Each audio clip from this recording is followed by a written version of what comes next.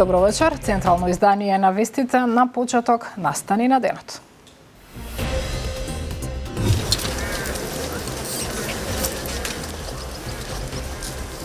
Во молк и со фотографии во рацете, родителите на загинатите во трагедијата во Кочани го предводеа маршот за правда. Кој губи мојот ангел? Мицкоски повика билатералните прашања да не се користат за блокада на колективните цели на Алијансата. Ако ние сите заедно чуваме куќата, тогаш и заедно имаме право да си ги кажеме нашите проблеми. Што може да очекуваме по средбата Мицкоски-Филипче? Поранешниот председател на Собранието Тито Петковски со став: Ова е вистинскиот начин на градење државна политика. Канал 5 на терен. По сагата со Поршето на Боемска, делумен со обраќаен ред во овој дел на Скопје. Граѓаните сепак гневни. Паркирано, немаш каде да поминеш. Со почести казни, така се прави во странство, така треба да биде и кај нас.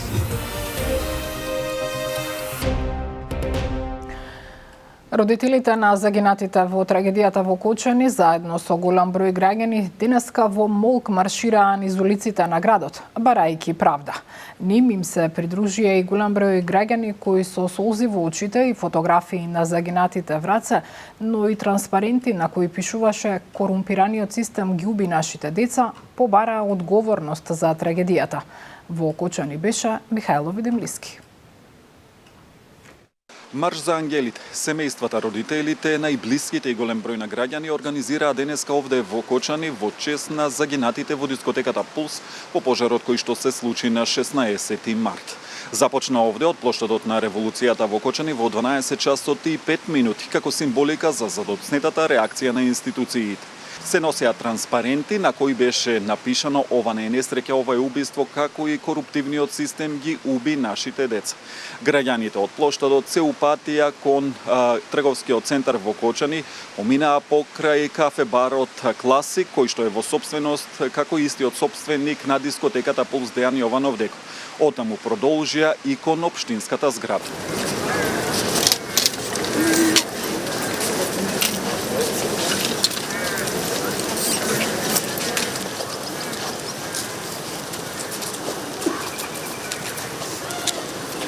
Од општинската зграда, граѓаните потоа се упатија и кон полициската станица, каде што имаше неколку минутен молк. Протестот заврши пред зградата на обвинителството и судот во Кочани, каде што се обрати една од мајките на загинатите деца.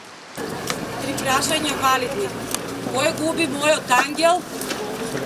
Кој губи мојот херој? И кој ги пеплоса тие ангелски лица? Претходно во најавата за организирање на маршот, семејствата, родителите и најблиските вела дека се организира со цел да се потсетат институциите дека ќе ја бараат правдата за нивните покојни деца до последен здив и дека ќе бараат брза и непристрасна истрага и судска постапка. Од утре ни се враќа зимата, температури и под нулата. Се очекува да се формира и снежна покривка. Премиерот Христијан Мицкоски во обраќањето пред постојаниот комитет на Парламентарното собрание на НАТО кажа дека е потребен механизам за спречување блокади по билатерална основа, како гаранција за зачувување на колективните цели на Алијансата. Пријатели си помагаат, но и пријатели искрено си ги кажуваат своите чувства и забелешки. Сметам дека треба да се размисли и за воведување механизми, каде нема да се дозволи билатералните спорови да бидат пречка во остварувањето на колективната и заедничка цел. Ова го кажа премиерот Христијан Мицкоски на денешниот годишен состанок на постојаниот комитет на Парламентарното собрание на НАТО, кој за прв пат се организира во Македонија, а во кој членуваат шефовите и заменик шефовите на националните парламентарни делегации. Работиме на подобрување на стратешкото планирање, цивилната контрола врз армијата, модернизација на опремата и транспарентност во управувањето со одбранбените ресурси. Сметам дека треба да се размисли за воведување на механизми, каде нема да се дозволи билатерални спорови да бидат пречка за остварување на колективна и заедничка цел. Ако ние сите заедно чуваме куќата, тогаш и заедно имаме право да си ги кажеме нашите проблеми, разочарувања и очекувања. Мицкоски во своето обраќање исто така кажа дека регионалната соработка е клучна за стабилноста на Балканот. За нас, како што каже тој, тоа представува одговорност и прилика да биде мост меѓу народи, меѓу институции и визии. Првиот човек на Министерството за одбрана Владо Мисајловски рече дека состанокот е силен сигнал на единство и потврда за нашите досегашни одлуки за зајакнување на сојузничката соработка, транспарентноста и парламентарната демократија. Годинава македонскиот одбранбен буџет изнесува 2% од бруто домашниот производ или околу 329 милиони евра, од кои високи над 32% одвојуваме за една од најважните ставки, а тоа е опремување и модернизација на армијата, со што не ја зацрстуваме само македонската одбрана, туку и колективната одбрана во Алијансата. На маргините на комитетот, пратениците Драган Ковачки и Антонио Милошовски остварија средба и со конгресмените Майкл Тарнер и Линда Санчес.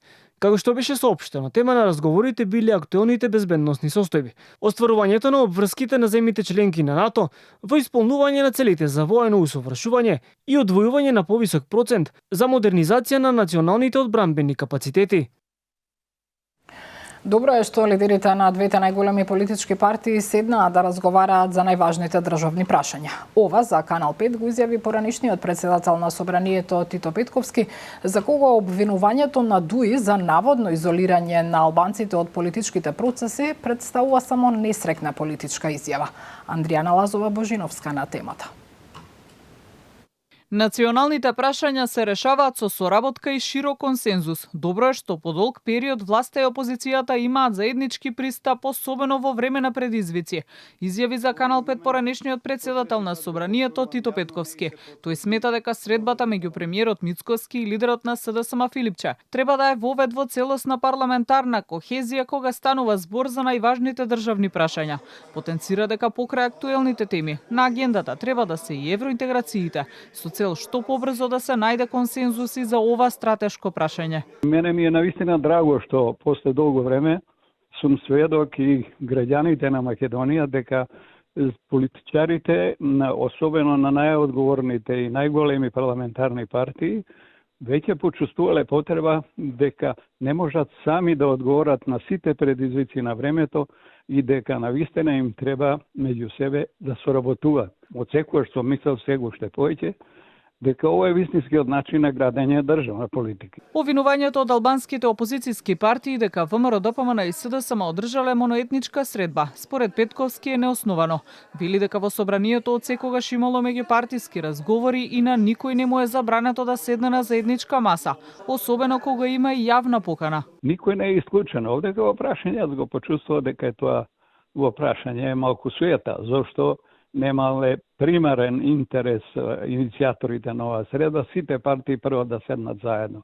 Демек нешто се крие од партиите од албанскиот политички кампус, доколку двајца председатели на партија. Колку што видов, ние знамо од парламентарните партии, не беше присутна на разговорот, така да исклучени се тие шпекулативни теми кои сака да ги наметнат од познати причини, дуи тоа го прави.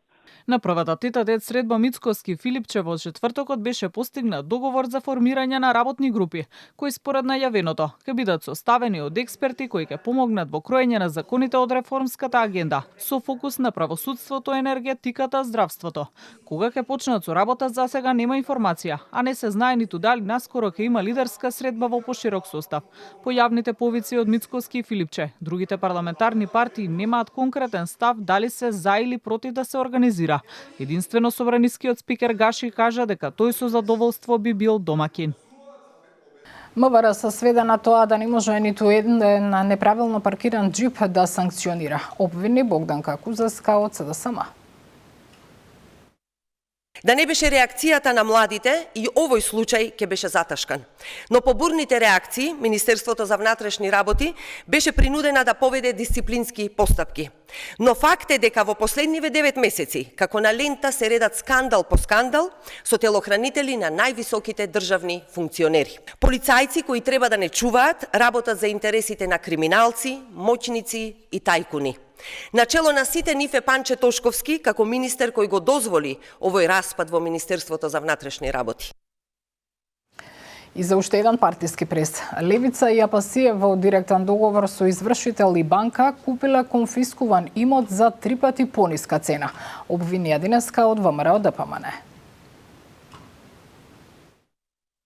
Левица и АПС, кои декларативно беа против извршителите, не се колебаат да купат одземен имот од истите тие извршители.